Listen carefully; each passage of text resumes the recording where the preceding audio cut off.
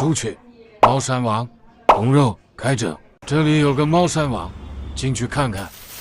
好家伙，这是刚好拿新货回来再拆箱啊！今年的新果，我还没开过新果呢。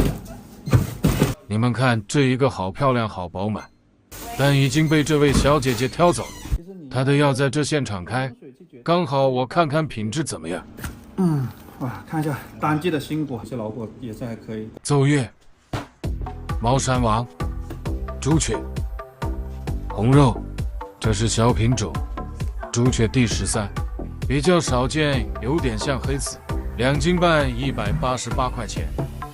这个不用我说，大家应该都认识，5斤4两的一个猫山王，513块钱，果形非常漂亮。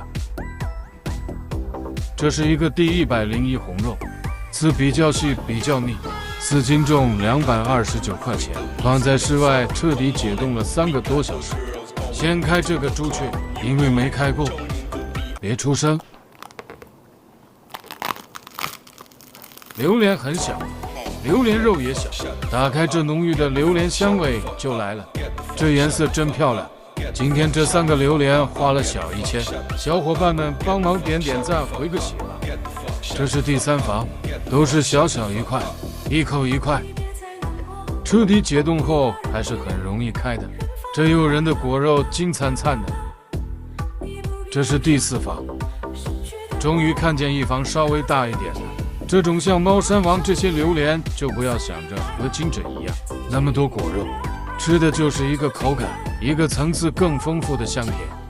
这个朱雀很小，但你们发现没有，居然开了6房果肉，开了这么多榴莲，手机内存也不够用了。在转转买了一台二手苹果13，才花了3600，比新机便宜1000多。而且转转是一个官方验二手平台，每台手机都经过真人检测，特别靠谱。上面的二手平板和电脑也很不错，强烈推荐买二手就得买官方验过的。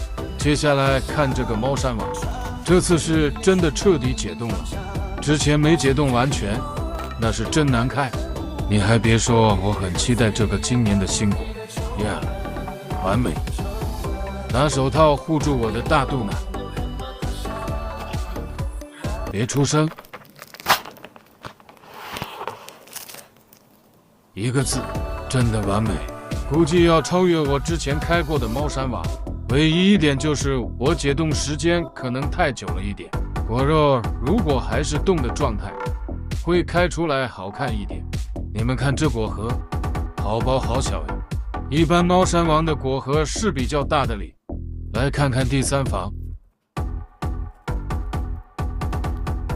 藏了一个胖乎乎的果肉呀，这出肉率是要赶上金枕的报恩榴莲了吗？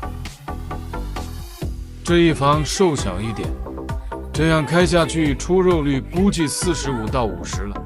来看看最后一房第5房，这一房更大，大到我的手估计放不下，这下好了，根本吃不完的。这一碟2斤半果肉，离50的出肉率只差一点点。话不多说，直接第3个，第101红肉。红肉的刺比较细，有点扎手，必须戴上手套。别出声。一个字，漂亮。你们开冷冻榴莲的时候，如果解冻很彻底，开的时候小心一点，不要把果肉挤坏了。当然挤坏了也不影响品尝的理。这一房顶多只能算榴莲塔，这3个榴莲都很不错，毕竟都是今年新果，都没有开口，榴莲心也都没有发挥，点个赞。我要老板帮我准备一个今年的新果，黑刺。之前一直没有开黑刺，也是因为都是去年的成果。这是第101红肉，并不是榴莲的果肉是红色，口感和味道要接近猫山王。你们还想看什么榴莲？打在评论区，因为都是冷的，就没有先让老婆尝了。来尝尝看。这是朱雀，这是猫山王，然后这个是红肉。这一个没有开过是第1次开，没有尝过，也不知道什么味道。先尝一个这个吧，尝一块小的，这么小。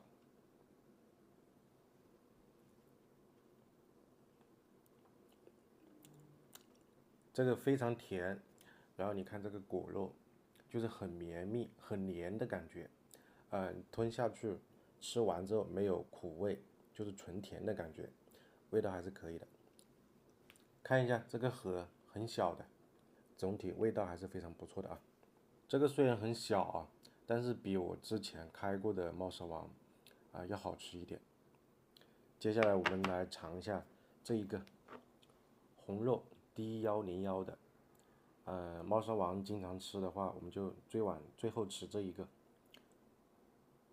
来吃这一块小的，口感吃起来有点像奶油，然后这层皮还有一点点嚼劲，它跟这个猫山王还有这个朱雀，它有一个明显不一样的味道，也非常的浓郁，非常的香甜，但是这个味道我一时间描述不出来，很有特别的那个风味。然后就是这个猫山王的这一盘很大，颜色也非常漂亮，来试一下。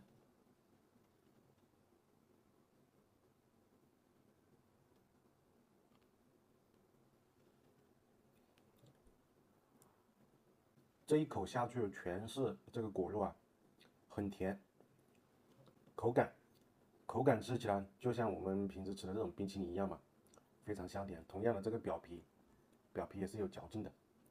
我也是今年第一次尝到今年的新果，没有苦味，是纯甜的。这3个榴莲当中，我吃到最后这一块猫山王的时候，我觉得有点齁甜的感觉，也有可能是我前面尝了2块其他的榴莲再吃这个猫山王的缘故，我现在觉得齁甜。这是朱雀的核，这是猫山王的，这是这个红肉的，都比较很薄，都很薄很小，还可以。散会。